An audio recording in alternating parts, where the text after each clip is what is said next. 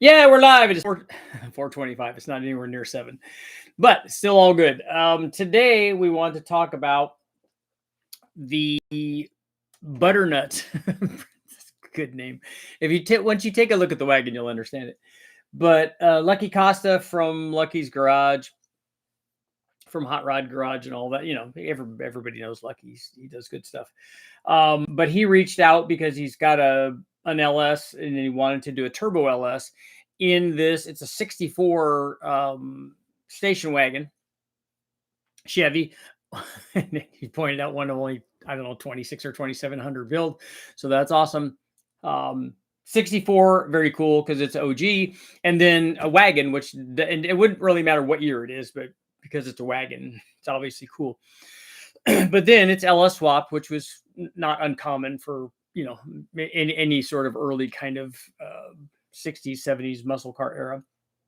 But it is it's a rear mount turbo, so it's going to be kind of interesting. In fact, we want to talk a little bit about that because I'm wondering, second guessing myself. And I told him this about the turbo sizing for it. Now, Lucky, being Lucky, you know, he's a guy that doesn't mind laying into the throttle and he wants to spin the tires. He wants to do all that stuff. That's great. You should do that. And everything that you drive, you should be, you know, it should be, you know, on your way to Cars and Coffee or donuts or wherever. Just doing donuts is what you want to be doing. And he's that kind of guy. So he has no problem doing like giant smoky burnouts, and he's enjoying it while he's driving, which is awesome. So he wanted lots and lots of power. So we're like, okay, well, we got a turbo that can give you lots and lots of power.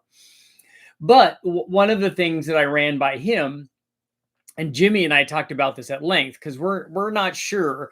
He said that, yeah, I want 800 horsepower, whatever. I'm like, okay, well, we'll just give you the G42.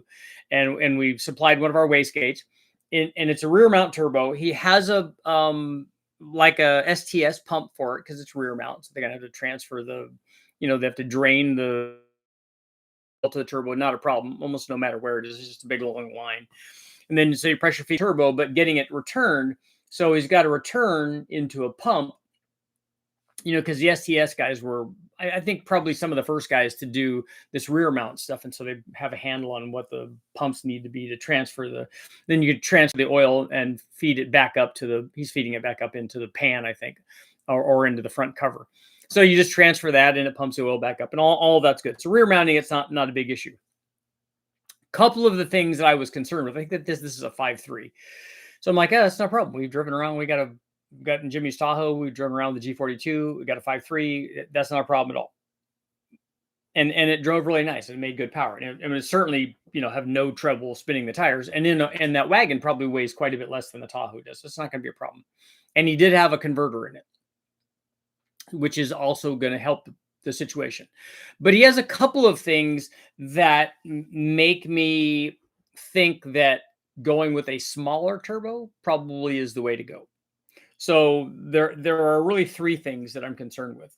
And this is eliminating any concern for tuning or all that stuff, which I think they have a handle on. Who's ever going to, he might be in charge of that, but whoever's in charge of it, I think they have a handle on that. I don't think that's going to be an issue. So, you know, the farther away you have it, it's more likely to be problematic.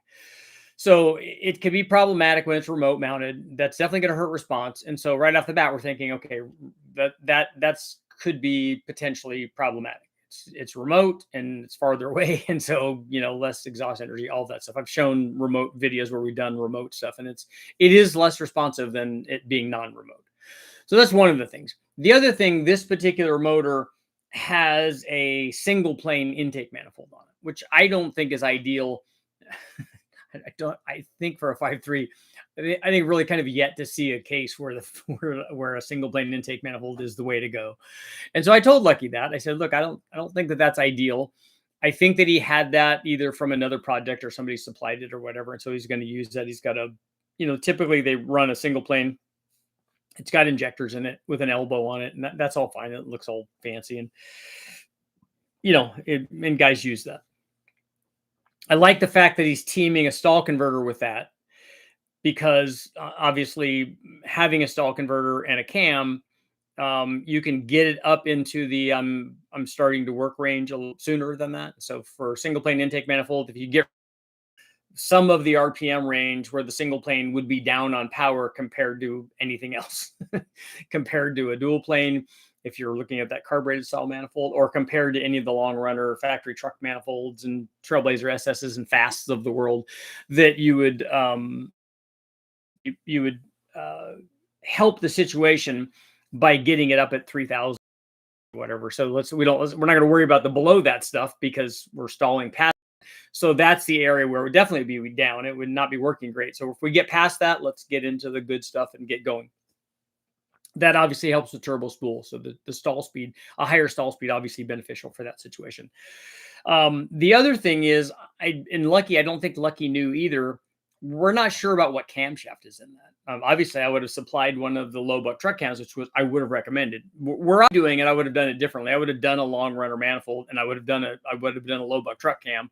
And then the thing would have, if roasting the tires was your thing, that combination would do it immediately. And I think I'm leaning more toward because he wants, he's going to want more power. I'm leaning more toward the G35 turbo than the 3584. 3584 would just annihilate the tires. It has immediate boost. Even on this remote mount, I don't think it would be an issue at all. I just don't know ultimately if it will produce the kind of power that he might want. He'll spin the tires a lot. But once you get the tires spinning and you get, motion in the car, will it keep doing that in the other gears? And so to do those kinds of things, you need a lot of power. And so if you're talking about something that's 600 at the tire or whatever, that's a good bit with immediate response.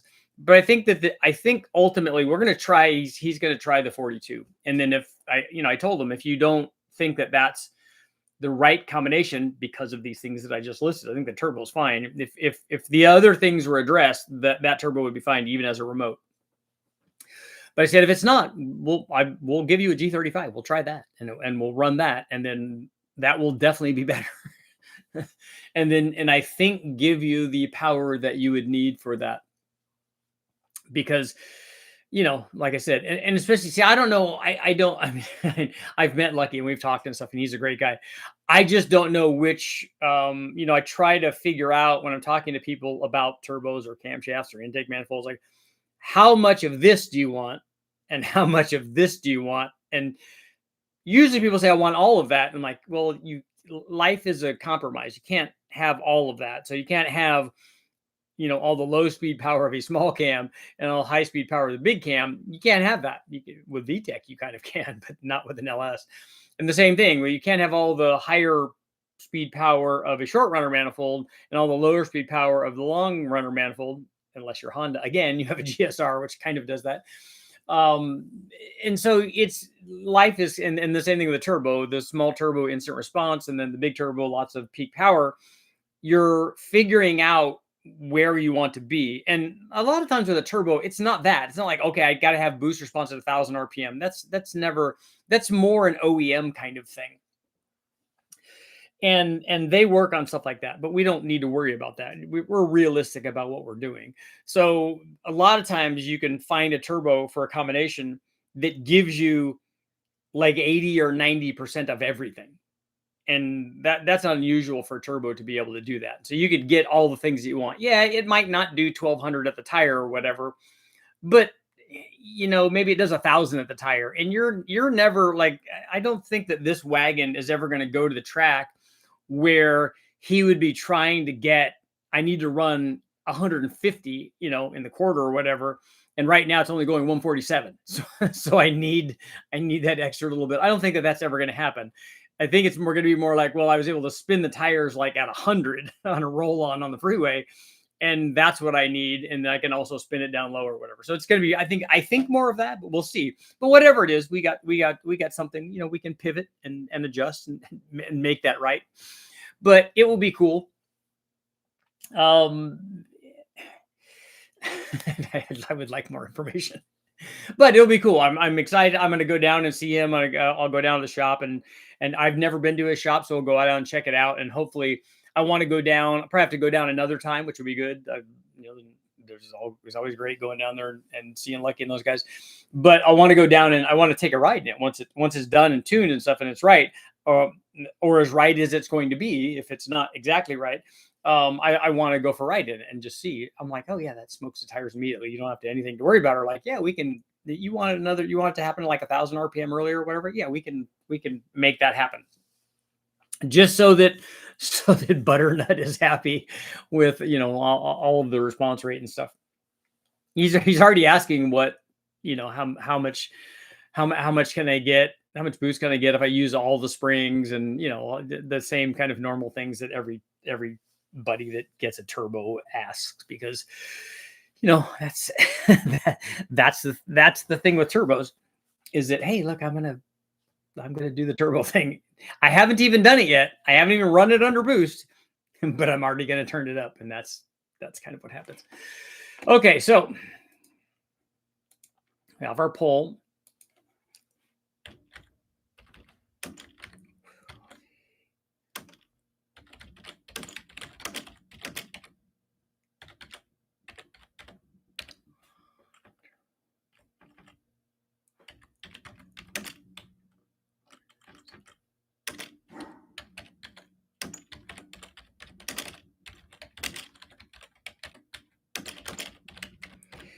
Okay, well, the Turbo 5.3 motor and Btrnuts have enough boost response for Lucky. Let me know what you think after our discussion. I just went over everything, so you guys, if you were paying attention in class, we will see. Motor Garage, what's going on? Scott Riker. Okay, is that Commander Riker? Ohio's in the house. Scottish, I reminded Jimmy on the. I'm just waiting for the label. We'll send you out your free camshaft. 434 M block 671 BDS 16 injectors. Poly computer looking into for someone to help me out tuning, and I live in Niagara Falls. I don't know of anybody up in that area. What's a 434 M block?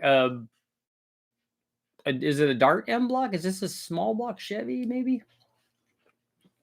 Modesto's in the house. Saffron Engine Builders in New York. Ron's got you taken care of. Not sure if it was AI, but there's a video. Someone twin turbo big block Chevy pulling over 5,000 horsepower. I think that's possible. I think that Morris has stuff that's might be up in that range. Wheelie down the dyno. Yeah. I mean, there are turbos that will support that level. Be interesting to see how the rear mount works out. I've seen some good, others not good. Yeah, blue collar. I agree. I mean, I think it probably was done for packaging for him. I myself would rather see the turbos up front. I don't know how much room. I would think in a 64 wagon that there would be lots of room in the engine bay. I would just like popping the hood and seeing the turbos, because it's just cool. I mean, it just adds coolness to it. Interesting to see how the rear mounts work. Thought single plane was for higher RPM and duals for torque. Yeah, that's exactly what I said. For packaging, I always thought about mounting one under the bed in my truck. I've seen guys mount them in the bed of the truck. A friend just said at VMP tuned an F-150 4.2 liter V6 with a turbo in place of the factory muffler 20 years ago. Have many turboed the LMG Gen 3. What is that? Is that a V6? Honda might be joining NASCAR. I hope I live in the world where we have a 427 with VTEC. Wouldn't that be nice? So is it a 400M block, like a Ford, that you made into a 434? Thought about doing a rear mount turbo on the GXP way back, but it was able to just barely fit in the engine bay while I was mocking it up. Feel comfortable keeping it in the engine bay? Yeah, we've done turbos on those, and also on the smaller ones, not on the GXP, but on the 3800s, and then on the 34 and 3100 Grand Ams also. We just use the crossover pipe. I don't know what that's all about. We just use that crossover pipe that they have connecting the exhaust, and they just cap the back. At VMP is a roots blower guy, but used to do turbo stuff. He said the same thing about turbo placement. He was a fan of the APS kits back then. Yeah, I've seen lots of successful rear mount kits. My only problem is a lot of guys that do rear mount kits, they think for some reason that intercooling is not necessary, and I would argue against that. I had some interesting things, interesting comments with, and I guess confrontations with people about the Street Alpha podcast, because he did a bunch of clips, a bunch of reels they posted for promos for that, and if you watch the whole thing, if you watch the whole interview, one of the things we talked about was back pressure, and I'm like, yeah, back pressure is a thing on turbo applications. Back pressure after the turbo, bad. Back pressure before the turbo, between the cylinder head and the turbo, is a function of having a turbo there. There is going to be back pressure there. But, a lot of times people act like can't get rid of all the back pressure. The way that you do this, put a bunch of wastegates on it and vent them all the atmosphere, and then you have no back pressure. I mean, you also have no boost, but you have no back pressure. So back pressure is not the enemy. Back pressure is a necessity before the turbo. And it's one of the things, the statement that I made, which I thought was very simple, I didn't think it was controversial at all, is that you have more back pressure, normally you have better response rate. Those two things kind of go hand in hand. So if you have something that's like all the factory ones could be like 2-to-1. And so if you have one, like we've run turbo systems where we have 1-to-1 boost pressure to back pressure, or we've run setups like with the Bonneville car where we had less back pressure than boost pressure. But the thing is, it's not responsive at all. And when you have more back pressure, you have more response. And that's not me giving my opinion about something. That's just a fact. That's the way that every turbo system that I've ever seen reacts. And so until somebody shows me different, and then everybody wants to find out these little esoteric like situations. Well, what about this? What about this? I'm like, stop. None of that's necessary. It's a really simple thing. If you put a smaller turbo on a combination and increase the back pressure, you'll increase the response rate of the turbo. So it's very, very simple. But the interesting thing was not so much that. I think everybody kind of, came together on that. But one of the things was that there were still people in there in this day and age that are arguing that, yeah, but NA motors need back pressure. I'm like, no, they don't. Why does an NA motor needs back pressure to build torque? I'm like, no, that's 100% a lie. That is inaccurate in every way, shape, or form. And then I pointed out that, hey, look, so let's build back pressure in an NA motor. You know how we do that? We go from our 3-inch exhaust down to a 2, and then we have more back pressure. And if we go down to a 1-inch exhaust, we have even more back pressure. But what do we also have? We have less flow and we have less power, because having back pressure in the naturally aspirated exhaust, or the exhaust after the turbo, or the exhaust in a blow through supercharged or a root supercharged motor, back pressure in the exhaust, not good. But back pressure between the head and the turbo on a turbo application, that's a necessity, and it's part of turbocharging. That's all.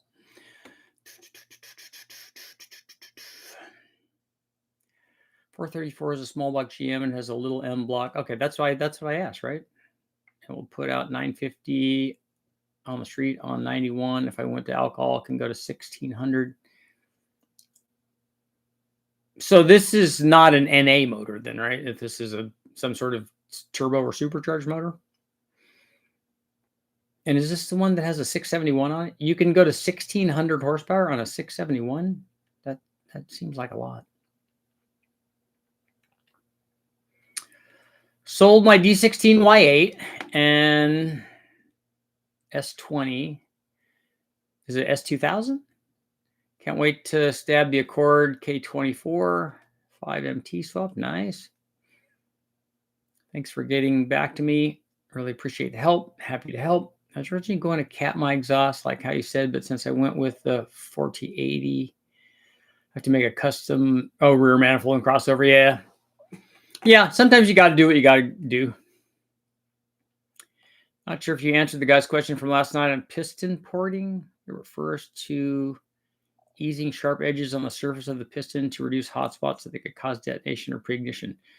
That's not porting. I mean, because you can port pistons. You can have gas ported pistons, and that's a common thing, or a relatively common thing for pistons. But if you're just talking about knocking the sharp edges down, that's sort of normal procedure. You do that on the valve reliefs. You do that on the edges of the pistons. You do that on, if it has a dish and it's a cut dish, then you soften all the edges. That's pretty normal. Just saw I got posted on the other week. Otherwise, never heard of it. Yeah, whether or not that edge causes pre-ignition is is doable thing, I guess. But if you soften the edges, it won't do that, if that's a possibility. Have you seen Calvin's recent upload? VK56 made 700 through a turbo 400 and really loose converter, 28% slippage. Yeah, guys are making lots of, because aren't those like 400 horsepower motors anyway? And so that you add boost to it, and obviously good things happen. My dad swears that cars need back pressure. You can argue till you're blue in the face with it. I think it came from doing on the stock carb motor and it went super lean. I don't know why he's thinking it needs back pressure. Like, what does back pressure do for the motor?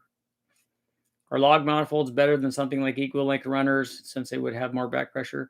Oh, is that a sarcastic thing? Or log manifolds in my test did better than headers did, at least in terms of response rate. But that's the situation between the cylinder head and the turbo. That's not after the turbo.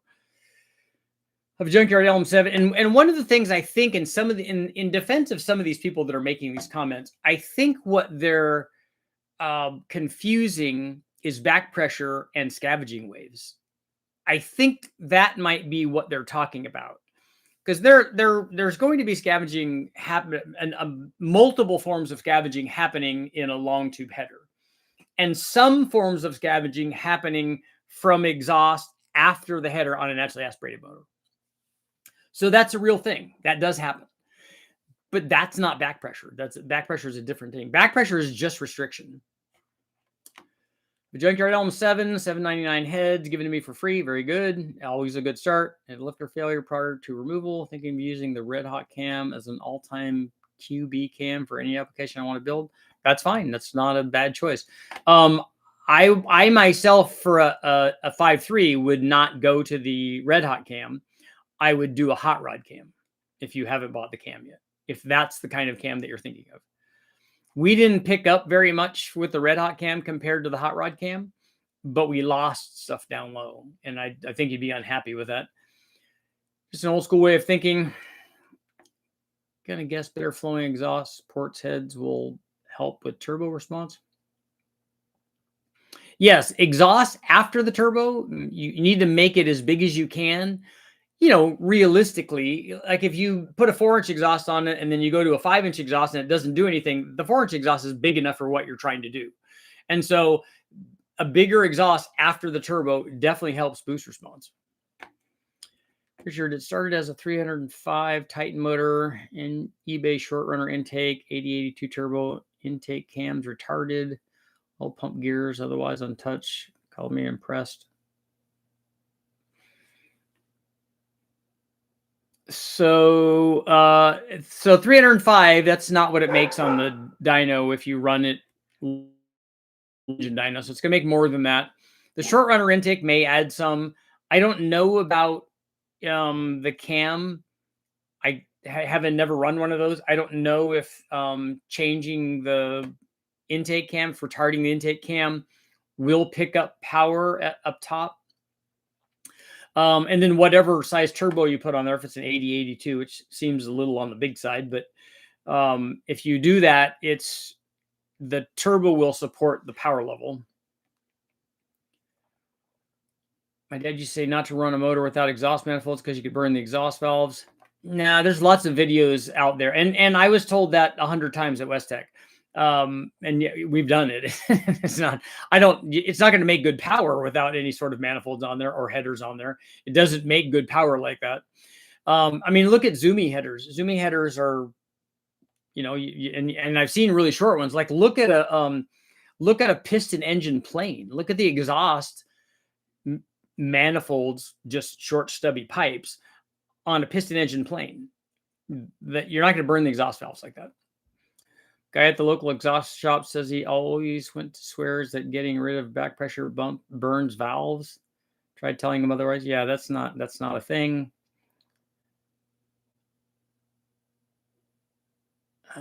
Hard to argue with how well the VKs work. Seems to be very robust. Yeah, no, I mean, I think honestly, it's doing what it's supposed to do, right? It's not anything like a. I think if we take any 300 or 400 horsepower V8, I mean, isn't it going to do what he's doing? I think it's great that they're doing it. I've never tested one. I think it would be cool, but I don't think that it's not doing anything that I would think is out of the ordinary. I have a bone stock 2800. Think I'm getting a Huron kit. Just not sure what turbo to go with. I want to drive and tow as it's factory stock. What turbo you recommend? Do you have a stock motor in there? Just like an L7 obviously makes quite a bit more than the rated 285. Yeah, if the way that we run it on the engine dyno, because the rating on any sort of motor, whether it's Nissan or Toyota, whoever, Dodge, the rating is the factory rating is with all of the factory things hooked up, not the transmission. It's not rated at the tires. It's rated at the flywheel. But when they run it in their test cell to officially rate it, it's run at temperature, so like 200 degrees.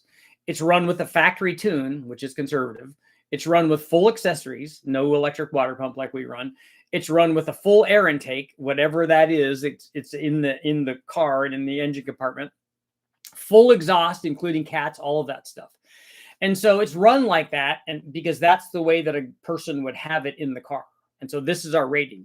But if you run it with, like we do, with no accessories, with headers, no air intake on it, at a cooler temperature and an optimized tune, it's going to make a lot more. I mean, the LM7 makes 350 or something. So it could be up, 30, 40, 50 horsepower, whatever, from its rated power output. 8.7R wheel horsepower and turns 7,800. Is it an overhead cam motor? Is that?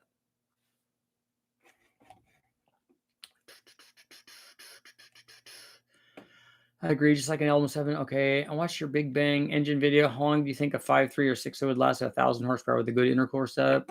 I think the intercooler is one of the things, but not the important thing. Ring gap is one of the important things, and then tune is very important, and then obviously having good gas on it. There are guys running 1,000 horsepower for seasons, so it will last a long time. We had 100 pulls at 1,000 horsepower, so it will last a long time if it's tuned properly. Nelson started with a 7875. It had a bunch of back pressure. I want to say 167. Yeah, I don't know that I would pick a 7875.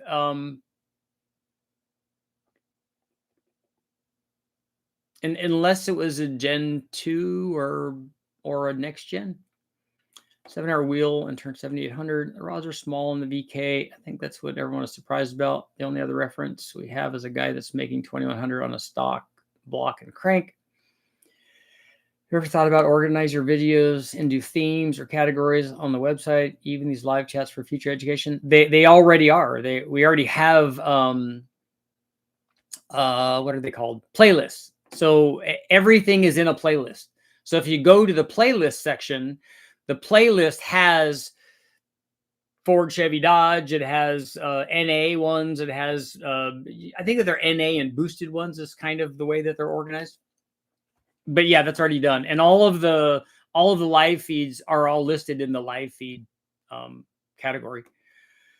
Why can't you plumb an oil line from a remote oil filter adapter to feed the turbo and push return oil to a cooler instead of the pan?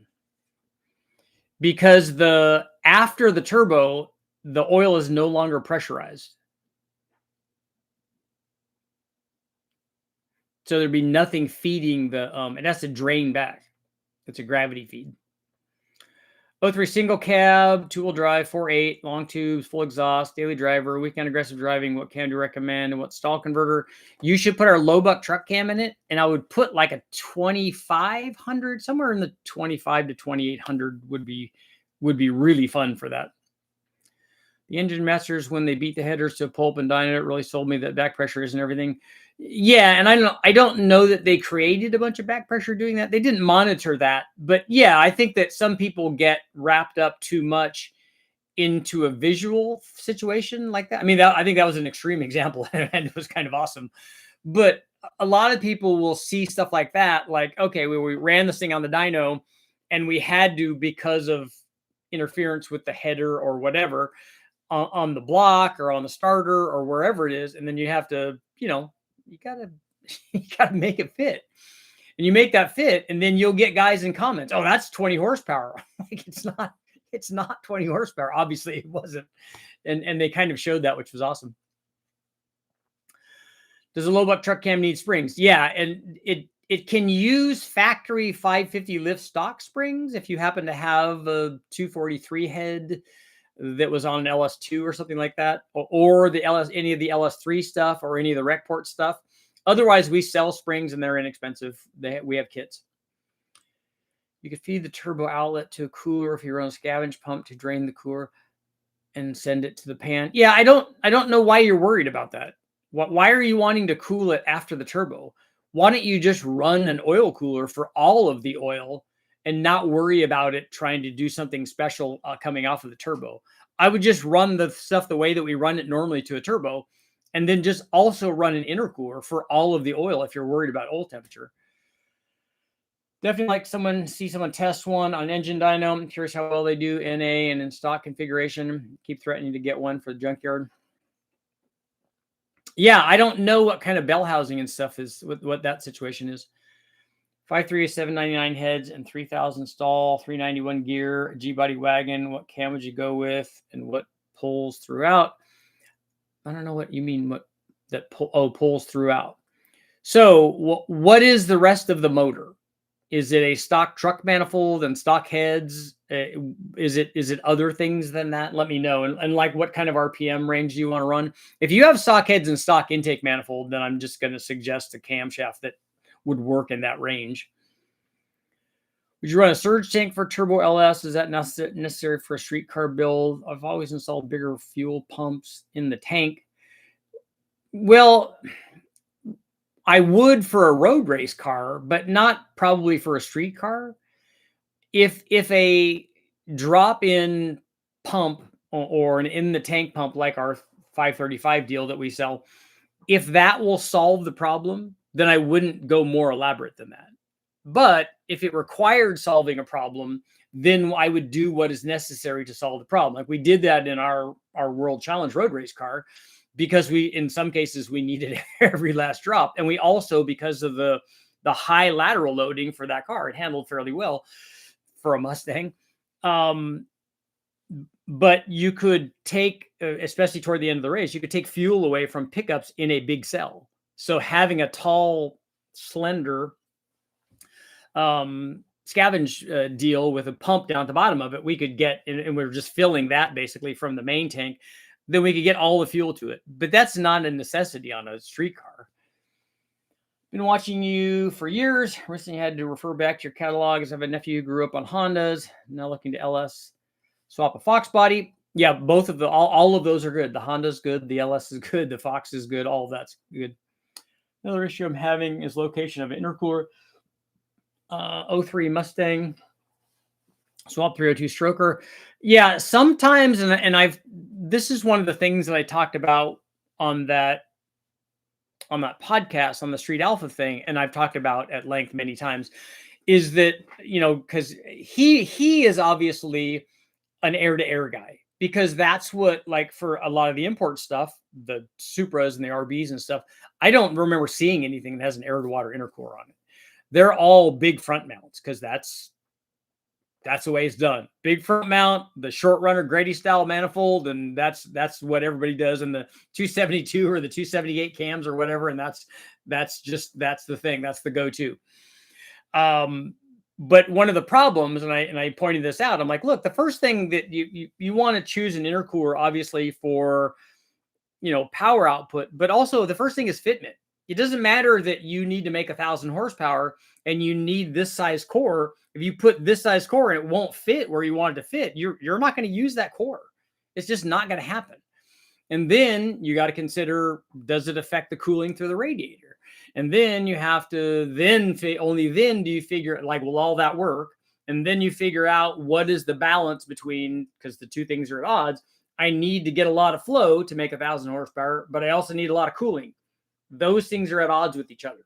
So you got, again, like always, we have to have a compromise there somewhere. On the G-Body wagon, I'm going to be running a 750 carb. It's a stock 5.3, so a dual plane intake. Just don't want it to be sluggish on takeoff. And Terry, I think that you had a stall converter, right? Yes. Be running, so a dual plane. Something like our Truck Plus, I think would be good for that.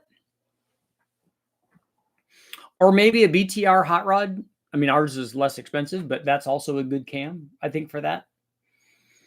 I honestly think most people would be happier with the low buck truck cam, but you got a 3,000 stall, so you're going to be in the range where the Truck Plus is actually starting to make a little bit more power. Not at 3,000, but a little bit later than that. Do you think a proper size tri-Y header could make more power than a traditional log tube? I've seen your comparisons, but tri-Y was tiny. I don't think that universally tri-Y is better than 4-1, or that universally 4-1 is better than tri-Y. I think if you had the time, you could get both of those to do the same thing. So tri-Ys are not torque headers. I think that Shelby or somebody said this long ago, and people in the magazines picked up on it, and then it just became a thing. But I've done enough testing where we've and I did it on a 4-cylinder mostly, but we've done it with other things where we tried a bunch of like 15 different headers. And we could get a tri-Y, especially an adjustable one or a 4-1 to do what the tri-Y did. But, you know, these guys that like with cup stuff, these guys that build headers for a particular application, for a particular RPM range, they get very tricky with the header design. So there's not a universal thing like with an intake manifold. There's not just like with the intake manifold. There's not a universal thing where one is better than the other. I think you get both of them to do the thing that you want. Has anyone tried liquid nitrogen? Yeah, but it's so difficult to work with and potentially dangerous. But it can work. For the longest, air-to-air intercooler submerged in a bath of liquid nitrogen, just so we could get the temperature real down. But the best way to do it is watch the thing that the guys are doing on compressed air supercharging, because they have intake temperatures that are negative degrees. So that's the way to get cold air, and it makes a big difference. It makes a lot of power. How can you measure what you really require for power with an water to air? eBay stuff says whatever you want to hear. I'm looking at 400 horsepower with a 3-liter diesel. Well, you have an air to water. You want an air to water intercooler for 400 horsepower. There's lots and lots of those online. The little cores like that Vortec uses, their air to water. That's the size and style that you can use, and it works fine. Again, I don't know what your application is, and I don't know what fitment is, but it should be really easy for you to find that. It's going to be a core that's like about this big. You know, it's not very big, and then whatever the end tanks are. STS, I think this is a great way to pull cool, clean EGR from the system for diesels.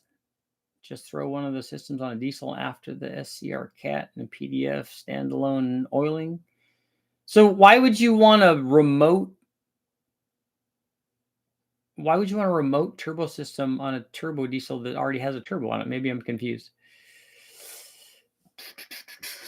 What are your thoughts on CNG? I've never tested it, so I'm probably the wrong guy to talk about it. You won't ever see it be better than E85, I don't think. Just it's not nearly as I don't think that there's a development for it for performance applications the way that there is for E85, because it's a much more traditional injected fuel. And so I think that that's problematic. You won't ever see it get to where the guys that are doing E85 is. If I went turbo on a G-body wagon later, would a 390 gear be too low for that? As compared to what? Yeah, it's below zero, the temperatures. I want to say that they measured stuff that was as much as 80 below. 8, 4, and a 1 would be cool test. It makes sense for scavenging since all the cylinders would be helping each other. The hot rod cam on an LM7 for a turbo application, what ring gap would be recommended? If I remove the turbo, I assume the existing ring gap would say NA. Yeah, you can just put ring gap in it for a turbo. 26 to 28 thousandths for a 5.3 is fine. I wouldn't pick that hot rod cam for a turbo 5.3. I pick a smaller cam. And it will be fine running at NA without with the added ring gap. It's not gonna hurt anything. Aluminum 5.3, 10.5 to 1, Summit Pro LS pistons and rods, good stuff. AFR enforcers, all good stuff. 226 cam, BS 7875, 125 AR, fast 92 on E85. So you have a 6-speed trans, it's manual. I don't know, whatever that 78, if you turn it all the way up and use all of that turbo, and you have a good inlet going into the turbo with cold air, and you have a big enough exhaust exiting that turbo, like a 4-inch exhaust, which is what you'll need. If I assume that, it will do whatever the maximum that turbo will do, which is, I think, going to be 1,000 horsepower or thereabouts. I want to make at least 350 wheel horsepower out of my Gen 4 5.3. Okay. I have a low buck truck cam with long tubes and a Gen 4 truck intake. Will I need anything else other than a tune? No, you're good. Well, low buck truck cam, long tubes, and the Gen 4 truck. When you say Gen 4 truck intake manifold, do you mean it's a Trailblazer SS? That's gonna be close. If it's an automatic, you might not get quite to 350. It might be 330 or 340 or something. But you're really close with that camshaft. What do you think is the best way to get good horsepower out of an LS2 minus turbo or supercharger? Best cam, etc. Well, if you take a look at the video that I put up on how to maximize your 6-liter, it's my most popular video. It has over 1 million views. The LS2 fits into that, but the LS2 responds the same way that every other LS motor responds, meaning that you ported heads, bigger cam, better intake manifold than that LS2 intake manifold, long tube headers, tune, all of that stuff helps. You could even, if you wanted to do, if you want to go crazy, you could do a stroker on it too. You could make it a 402 or something like that and then get even more power. But a good cam in that, I don't know how high you want to rev it or whatever, and what your transmission is and how much drivability you want and all that. But a good cam in the LS2, well, not with that intake manifold, you could be hundreds with that. You made on pump 91. Do you mean the most power thing of any motor we've ever tested?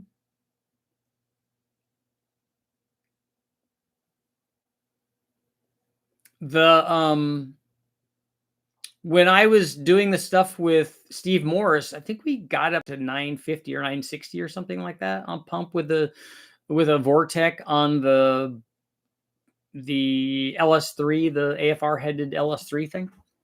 So that did well. They've done 1,000 horsepower pump to Westec on a naturally aspirated big block. I don't know. I don't remember where what I've done personally. I don't ever try to do the most on 91, not ever. A lot of engines with DI say they are more powerful with 87. Powerful marine engines are the best example of that. Do you know why that might be? I think that's false. I don't know why 87 would make more power than something that has higher octane. Of an L96 6-liter, I'm looking to get some better towing out of it. I want to put a truck Norris in it. That's a good choice. BTR has good stuff. What turbo setup would you recommend with pump gas? I don't know about a turbo kit that fits your application. That would be the thing. If you're picking and choosing all these different things, our GTX 3584 RS turbo would work really well because you'd have really good boost response. But the tune would be the critical thing for that. I have a 4-inch exhaust, but my intake is a cone filter on the turbo. Grabbing hot air from under the engine compartment is a horrible idea.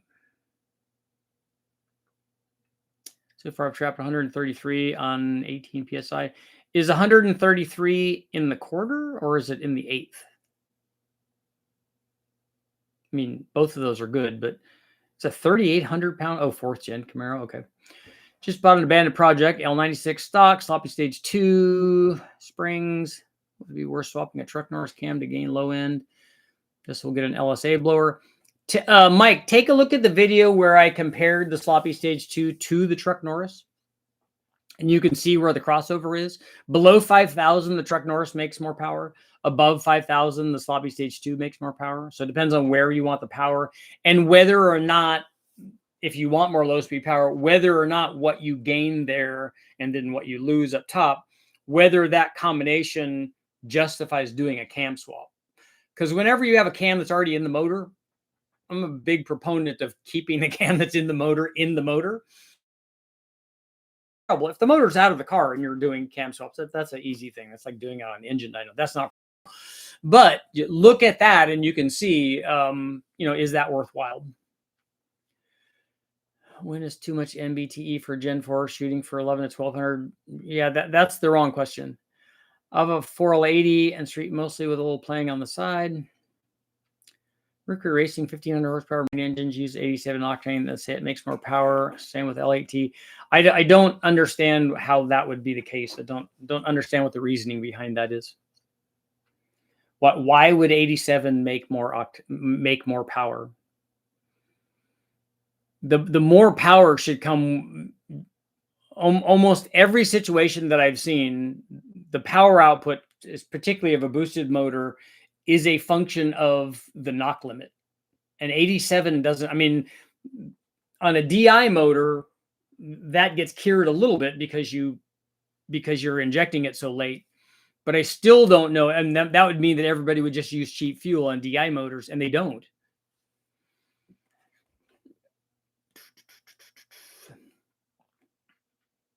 Riker, look up compressed air supercharging. It's not a cheap deal, but how much horsepower would you say is comfortable for a daily drive? It gives you a lot of power out of a 5.3 liter. Are you talking about an NA motor or a turbo motor? For most people driving around 5.3s, they just put a cam in them. So put a cam and springs, injectors, and they tune it. And then that's going to make somewhere between 300 and 350 at the tire, or 400 and 425 at the flywheel. And that's what most people do. If you're adding a turbo to that, then you're talking about another 200 is a reasonable amount to drive around with. Well, you could drive it around with any amount because that's just turning the boost up. Whether or not you turn it up and whether or not you use it when it's turned up, that's a different thing. For most people, pulling out the boost response argument on rear mount turbos, my answer was the V8 could spin the tires before even installing a turbo. Patrick in the quarter. Okay.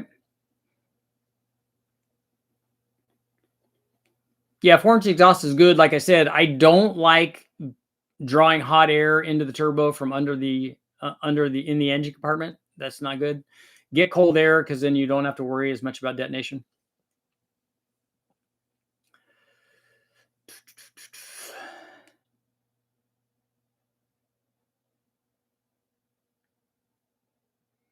'87 has higher energy density. Why does 87 have higher energy density? Wouldn't that be specific to the kind of fuel and not the octane rating?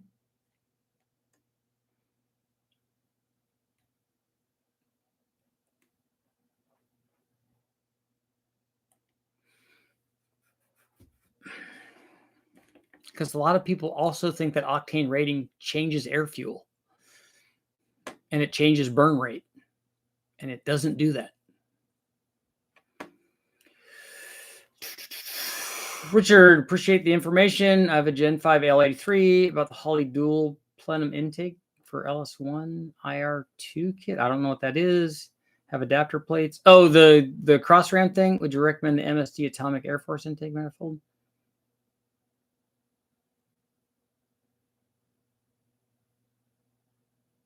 Aren't you asking about two different intake manifolds there? Asking about MBT bending rods on a stock Gen 4. Are you asking about torque bending rods and you're just phrasing it differently? I think they're waiting until the absolute last second to inject fuel so there isn't any knock. I feel like it's alive as well, but just waiting for your input. Yeah, I don't understand. I mean, I know that like I said, the direct injection gets rid of a lot of the detonation, but it can't get rid of all of it though. And I feel like that I feel like detonation would still be a thing. I could be wrong. I assume if you add E85 and don't bother to tune it, it might make less power. Well, yeah, because it would be 25 or 30% too lean. Richard, what would be the best timing to set a 454 big block Gen 4 to start and break in the motor? It has a flat tappet cam, turbo, it's all set up in the truck. And it's probably going to start on 15 or 20 degrees. But when it's idling, it's probably going to have more than that.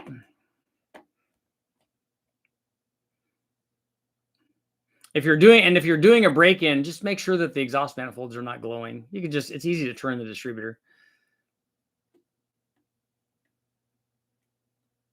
I think it's a KC Max on YouTube that races with compressor or supercharging. It might be Gen 444. Would race fuel be good to break the motor in? Am I overthinking? No, it doesn't matter. You don't have to have race fuel to break the motor in because it's not under any kind of load. I mean, it's under, you know, to give you an idea, when we break a motor in, we may, we're going to vary the RPM and the load. But the load may vary from 60 foot-pounds to like 100 foot-pounds, let's say. And it's part throttle. So it's not going to need octane. I mean, if it makes you feel better, you could put it in there, but you're really just wasting race fuel. Just it should break in fine at 91, as long as the air fuel is right and you don't have, you know, a ton of timing in it. It's proven Coyotes are 1,000 times better than LS. It sounds like you're insecure about something. One motor is not universally better than another motor. The one that you chose is not better than everything else. It can be good. Like, I'm a big fan of Coyotes. I probably did the first Coyote testing before anybody because I did it back in like 2010. And so they are good, but it doesn't have to be better than everything else. It can be good, and lots of other things can also be good. And then once you start to embrace that, you'll actually feel a lot better.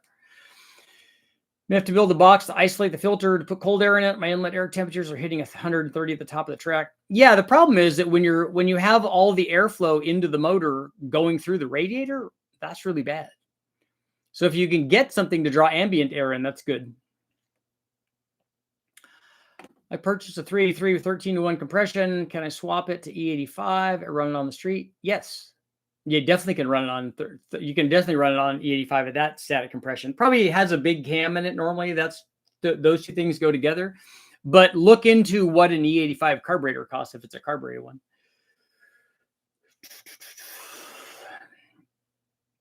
Core size. I just showed you what size the core needs to be. It needs to be about that big and about like this thick. It's nice. Looks like we got to get an LT. I've run an L83 before, but I'm not interested in running really high boost on 87 octane, and I have zero interest in that because I don't think people should be trying to do that. And I think that somebody that's telling people to go try that is people being irresponsible. If you're going to run lots of boost, you should run it with good fuel. Ran 14.5 to 1, 565 on the street with no issues on E85.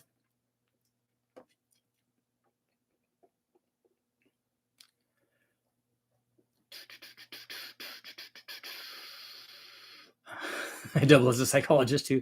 I know. Well, and I talked to, when I did the interview, I was kind of talking to the guy about that as well. I'm like, yeah, I said, I don't understand this thing about, you know, maybe the RB guys fighting with the 2J guys or the Ford guys fighting with the Chevy guys. I'm like, that's just dumb. That all that is insecurity. That's just people saying, look, hey, the thing that I like, it has to be the best thing because I like it. And I want everybody else to tell me how great I am because I like that thing. And everything else has to be bad. That's like That's the religion thing. That's the politics thing. That's all of that. It's just nonsense. It's just silly. Do you tune the engines you dyno yourself? I do now and have for the last, I don't know, 5 or 6 years or whatever. But I'm not a tuner. I don't tune for stuff out driving on the street. And I have no experience tuning any sort of factory ECU. I've only done really easy stuff like Fast and Holly, and did a little bit with Haltech now, which we've had put on there. And luckily Ish was there to show me. And I just got taught how to do this. And once you know that I need to add fuel and I need to take away timing or whatever, or vice versa, once you do that, it's pretty easy. I know what the motor wants. And so the fuel injection, learning that just teaches me. The problem was I had lots of other guys doing it and they were really good, but it wasn't going as fast as I wanted it to go because I have a lot of stuff that I got to test. So the tuning part of it, I remember getting frustrated with some of the guys, not the guys at West Tech, actually some of the guys that used to work at West Tech, but not Tom and not Ernie and not Ish and not Eric, but other guys. And they're going in and they're changing the thing one cell at a time. I'm like, one cell at a time. I'm like, no, you can't do that. I said, highlight all of this right here and add 4 clicks. We need to get this thing moving along. Go, just add more fuel. It's, it's 13.1. I want it to be 12.8. Just put fuel in it and let's make another run. And they didn't get the, they were tuners. And so they want to make it, it's got to look perfect. No, it doesn't have to be that. It has to be right in the range that we're running it. And if it's 11.8 and it's a turbocharged motor, if it's 11.8 or 11.5, that makes no difference. It doesn't change the power at all. So don't try to get it all even on this line. That doesn't matter. I said, let's do a run. Okay, it's 11.3, it's 11.7, it's 11.8, it's 11.5, it's 11 whatever. I go, watch this. I said, highlight everything and let's add 5 clicks of fuel. So now it's all 11 to 1. I'm like, look what it did to power. Yeah, almost nothing. You're whittling away at something that's just doesn't make any sense. Don't do that. We got to get stuff going here. We don't have to make it perfect. It's got to be right and good enough. And then we go on to the next thing. My boost is better than your boost. Exactly. That's all that it is. I just laugh at people anymore. I'm like, oh, really? The RB motor is the best motor ever made. Like that's 100% not true. Oh, this is my E equals boost cam squared. I actually had to, and I don't get it nearly as often now as I did back in the day, but I made a post on Instagram and Facebook talking about single plane and dual plane intake manifolds, and right off the bat, somebody went into not having the right cam in there. Well, you don't have a single plane intake manifold cam. I'm yes, it is hashtag wrong cam. That's awesome. That doesn't make any difference. The intake manifolds are still going to be different. This morning, I realized how long I've been watching your videos. I went back to watch one of the Cadillac 500 videos. Yeah. Will you be doing any more Big Bang builds? Yes, I have more that I want to do. With the centrifuge and vacuum distributor, what's a good ballpark for timing, and how would I make sure it's happy? Centrifugal and vacuum advanced distributor. What application was this again? Because there are some problems with distributors, particularly in HEI, but the vacuum advance is nice because it helps you under cruise, which works very well. But you have to get the right combination of initial advance, means that you've adjusted the timing without the thing moving in initial advance. And so that's usually between 10 and 15 degrees, somewhere in there. And then you have to get the right amount of centrifugal advance. And then the centrifugal advance has to come in through the desired RPM range. The old school thought in performance distributors back in the day, small blocks, big blocks, whatever, it was all in by 3,000. I don't ever do that when I'm tuning fuel injected stuff. I don't have all the timing in. Like a LS motor wants 29 degrees of timing. When I go to load the thing at wide open throttle, it never has 29 degrees at 3,000 RPM, the way that it would if you were doing a distributor thing. And so I think there's more to it than that. We always wanted it all in, and then you run it and go, yeah, look, it did great. That's not the way to do it, I don't think.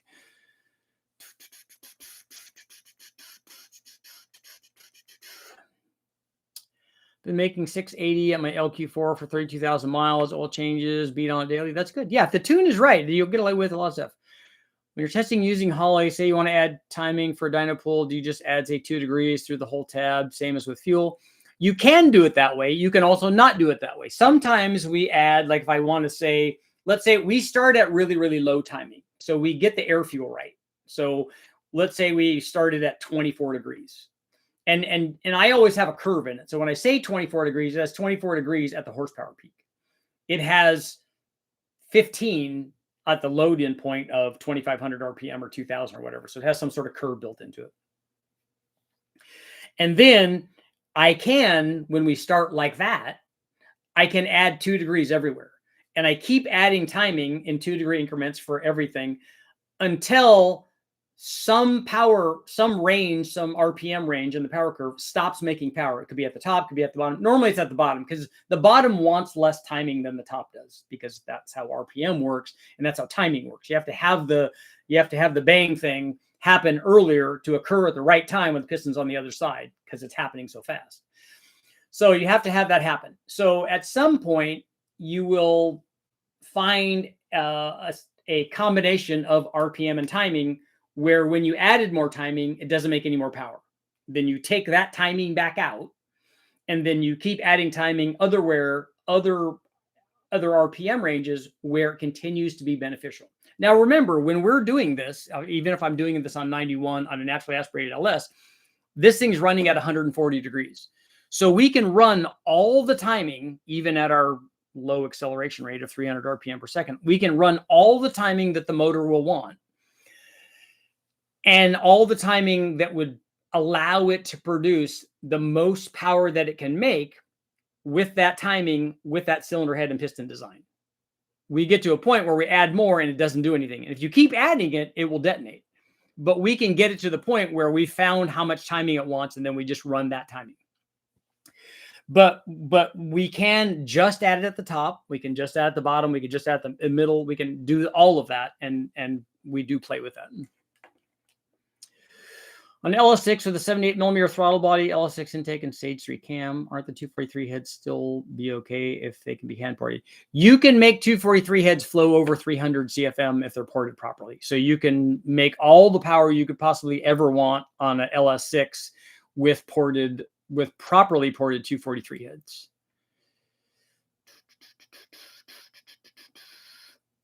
Yeah, if you're Cyrus, if you're 454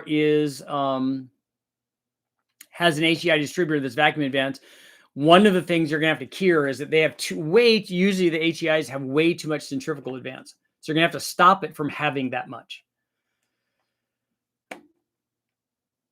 What are your thoughts on running a snorkel for a turbo car? I had a fog light intake before, but took on water. Snorkel seems inevitable. I don't know what you mean by snorkel. You shouldn't have an air intake that goes all the way down to ground level, if that's what you're talking about. You should have it go into the fender well. If your fender well fills up, that means it means your whole car is underwater. So I would do that. A Circle Track friend who was telling me 87 would make more power on their motors. I didn't fully understand it. Yeah, I don't know why that would be a thing. I don't understand how that's possible. On a motor that has high compression and wants the timing that you could run with more compression, I don't understand why 87 would make more power. Are the heads combustion chambers on motorcycles better than a car? Yes, they're smaller and they run a lot more RPM. So it's much easier on a smaller displacement motor to make a lot more horsepower per liter. But they do it with engine speed. Planning on having the truck being a cross country rig. Shouldn't lock the distributor out. You can. We have done. In fact, we normally on carbureted motors, we normally lock the distributor out when we're running at West Tech. But for the street, I wouldn't do that. Would it be hard to tune a GM truck with stock ECU that's boosted yourself on the street with something like HP tuners? It would be hard for you to do that if this is your first time out, because a stock ECU has a lot going on that you need to learn, way more than a Holly or something. 87 may have lighter hydrocarbon change, while 91 and 93 have additives like ethanol to reduce knock. Keyword may.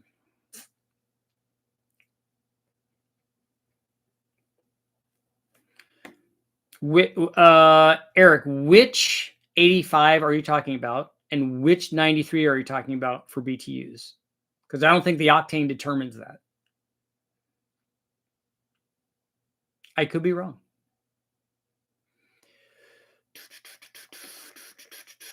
On the timing question, so at MBT, do you just leave the timing at the most torque, or do you back it off to save the rods? Say on a Gen 3, like your comment, compared to a Gen 4 and the Gen 3 broke. Well, instead of asking that question, why don't you tell me what you're trying to achieve? Well, what are you trying to do? What is your combination, and what kind of power level do you want? And what are you taking it to the track? Let's talk about that. I'm learning to tune, and I'm always at a loss as to where to add timing within the table. Through the data log trace and the cells, the trace passes through all over the whole table. One of the problems with a factory ECU, like on a Holley, it's not that bad. But on a factory ECU, there's so many other things affecting it that's problematic. What's a good place for someone to get a tune? Well, we will have tunes for all of our cams NA and all of our cams turbocharged. So we will have those very soon. Is the Vortec 454 a roller motor? A 96 and up L29 and L21, the 454 is a factory hydraulic roller motor. And those are good. Those are some of my favorite ones. And there's still a lot of those in the wrecking yards. The Gen 5 stuff can be hydraulic roller. The block was made for that. The later ones were. They're flat tappets, though, from the factory. And they're not as good as, they don't have as good a head, and they don't have factory hydraulic rollers in the Gen 5 stuff. Is there a brand for HEI distributor that recommend? I don't know of an aftermarket HEI that has less centrifugal advance. It's not hard to fix. Like we just put a screw in it, but you have to have done it before. I think I might have a video on it where we did it. I have a Terminator X. Yeah, that works good.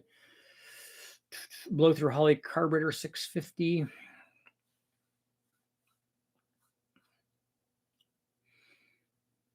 Have you ever looked into doing mail order tunes for LS platforms? Yeah, Jimmy and Joel, we'll have those. I mean, we've already done them. We're just working on getting them available. With tuning on table, can you use knock readings as a guide through the table? Well, I guess you could. And I would take out extra, but I don't normally use knock sensors for tuning. We have a pretty good idea on what stuff will tolerate. And then if we get knock retard, like in the vehicle driving around, then we would go in and remove the timing from those areas. But those are last ditch efforts. We don't drive around out there and let it knock and then tune it accordingly. We know what it wants and what it will tolerate on a given octane fuel. And then we and tune it. And then if it's more for whatever reason, because of load or carbon buildup or sharp edges or whatever, if it's more problematic, maybe it runs hotter or whatever. If it does do that and we find a problem area, then we'll address it. Would your Truck Plus be as good as a Truck Norris for street use and some towing? No. If you're wanting to compare something to the Truck Norris, you should get our low buck truck. It makes the same power as a Truck Norris does. BTR makes great stuff, but ours is just less money. I'm going to build a 6-liter as close as possible to the Big Bang, and maybe port heads instead of aftermarket ones. I want to run around 800 wheel horsepower. Yeah, you don't need to do any of that for 800 wheel horsepower. You don't have to go to build the Big Bang motor. 800 wheel horsepower is a stock 5.3 with our low buck truck camshaft and springs and injectors and a G42 turbo. That's it. On a 6-liter, you do identical. Take a 6-liter, put ring gap in it, put head studs in it, new head gaskets, put big enough injectors in it, and then away you go. I mean, we made 920 with a 5.3 and a G42 and the low buck truck camshaft. And that was only at 15 pounds. So all of that's very easy. You don't have to go to the level of the Big Bang stuff to get anywhere near that. It's very, very simple. wonder how many times you've answered the same question. A few. I was just talking to somebody about that today. It's going into my 92 Isuzu pickup and building a roll race truck. Okay. Are oil coolers preferred in addition to air coolers? I don't know what you mean by an air cooler. You're talking about an intercooler? An intercooler is a different thing. Oil coolers are helpful for keeping the oil temperature down. Just like an oil cooler would be more like a radiator than it would be an intercooler. If a true roll race truck kept a 308 instead of a 410, turbos love long gears. Have you found the limit of stock main studs on a Gen 6 6-liter? Well, we've done 1540 with a 6-liter. So I don't know where the main studs are. And this was all stock main bolts. So BTR selling out was a big talk this week. Do you know who and will it be a good thing? Yeah, we just watched one of the other live feeds. We talked about that 2 live feeds ago, I think. Right now, I don't think anything's changed because Brian's still there and he's still in charge. So we're a dealer, and you know, I don't really care. You know, I don't want private equity to be a problem with BTR, and I don't want BTR to go down the hill, and I hope that they don't. And if Brian's still there, I think it's going to be great. But honestly, Brian's been doing this like I have a really long time. And if the guy decided, look, I want to retire tomorrow, he should. I mean, you know, nobody's going to do stuff forever. And the guy has put in a lot of time and hours into making this work. And I told him, I said, look, I remember he asked me when he first started this, because after he sold Total Engine Airflow, he said, hey, Richard, I want to talk about something. He goes, I think I'm going to go into the spring business. And I'm like, that's a horrible idea. I said, look at Comp and look at all these guys that have all this marketing and all this distribution and stuff. And you think you're going to compete with them?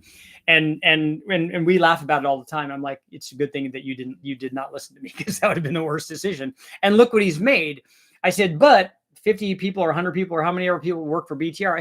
I said, for all the money in the world, I said, I wouldn't trade places with you because I wouldn't endure those kinds of headaches. So a guy that does that, my hat's off to him, man. Try not to brake because of too much torque in the middle RPM of 1200 rear wheel horsepower. You stated the Big Bang 3 because of torque maybe, or just the most torque as possible. I think maybe you're going to have to work with 1200 wheel horsepower is not going to be a problem. And if you want to take away, if you want to tailor your power curve so that you don't hurt something, what you do is take away boost. You have an electronic boost controller, and you can also take away timing. And also, what most of turbo guys do that are running race cars is they make it a higher RPM motor. They put a short runner intake manifold on there, and they run it out to 7,500 or 8,000. And then you don't have to worry as much about the torque production because you don't have a long runner manifold. In your opinion, on Pump Gas 91, what's the most realistic power? I don't know what you mean. Are you talking about a turbo motor or a blower motor? Will a cast crankshaft hold up instead of forged? Yes. When I've never broken a crank, so I'm not worried about that. Like I said, 1540 with and 1480 with the other one, and 1200, 1400, and umpteen runs with cast crankshafts. I'm not worried about cast crankshafts. I never have seen a crankshaft where somebody broke because of power, where they just too much twist on it and it broke the crankshaft. I've never seen that. For 5362, anything like that. There's no power limit that you're talking about, but there is a detonation threshold. Because if you're running it at 200 degrees, and I don't know what you've done to your pistons, I don't know what you've done to your heads, but most things, even stock things, can't run full timing at that water temperature and air temperature. You can't even take a stock motor and run 29 degrees in it without detonation. Power adder, I'm just curious in your opinion, is there something? There's not a horsepower number that's on 91. Like I said, we did almost 1,000 horsepower, Steve Morris, on that LS3. I don't know that you get away with it. I'm certain you can't get away with that on the street. We can't even get away with that the way that we run it at West Tech. because we run it at roughly the same temperature as he does, but he runs it at a lot faster acceleration rate. You could not run full NA timing on a supercharged LS3 on the street. It would definitely break. But you could take away timing and add boost on stuff and get away with things. But you have to do it to whatever detonation threshold is. And there's no absolute number for that, in my opinion.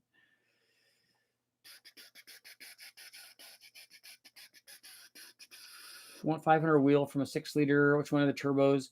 500 wheel is really easy. Like the GTX 3584 is great for that, but you're gonna probably want to go up from there. Got 2 more minutes. What is our poll? Will a turbo 5-liter turbo in Btrnutz have enough boost for response? Like about 80%, 79% are saying yes. I'm hoping so. I got my fingers crossed. That G42 works good. I just have all of those things that are like, I don't want that. I don't want that. I want more response.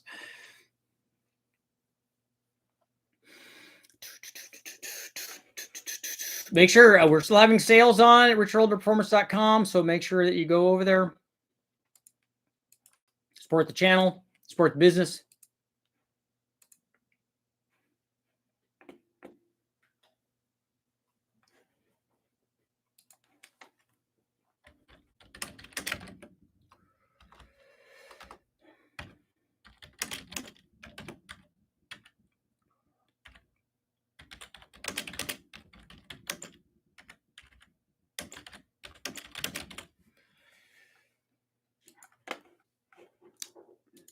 There. I'm going to turbo my L31 Camaro. Hopefully it turns out good. Yeah, the thing about the L31, I just don't know about the fuel injection system for that. I don't know what you're using to do that, but 500 wheels, nothing with a turbo. I make 500 wheel and a camel in the LS3 in my 2013 Camaro. Is it a manual trans, and did you take away a bunch of things off of the engine to do that? Because I don't think a cam does that. I overcammed my 400 small block to compensate for cheap gas, as per Cheap's Wheel Hot Rod Magazine. Yeah, so if you put a bigger cam in it, you can lower dynamic compression and potentially lower the detonation threshold. That works. That's one of the reasons that when Mike Miller brought over one of his big blocks that made 1,000+ horsepower, it was a very high static compression. I don't know, 13-to-1 or 14-to-1 or something. And they just ran it on 91 and it worked fine because it has a really big camshaft in it. I mean, it probably has a 285 at 50 camshaft in it. And so it will definitely tolerate the 91. In fact, I think they may have done it on 87 too. And I think it still made the same power.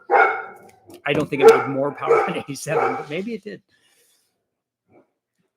248, 254 at 50. Does a 248, 254 cam fit in a stock LS3? I didn't think a cam that big even fits stock piston to valve clearance. That seems like a lot. How much ring gap would you do on a 6-liter for 1,000 horsepower? 6.5 thousandths per inch of bore for every turbo motor, not just a 6-liter, for anyone. Manual trans, 473 to the tire.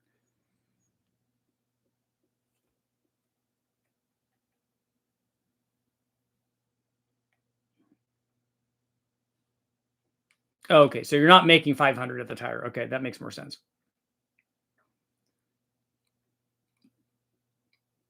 Okay, so it's a big cam and an intake. Okay, I get you. Okay, Travis, I was confusing the cam things. Travis, yours is for the 400. Okay, yours is the BTR stage 3 cam or stage 4 cam LS3. That's a good cam. That one definitely fits. 226, 234 in the L31.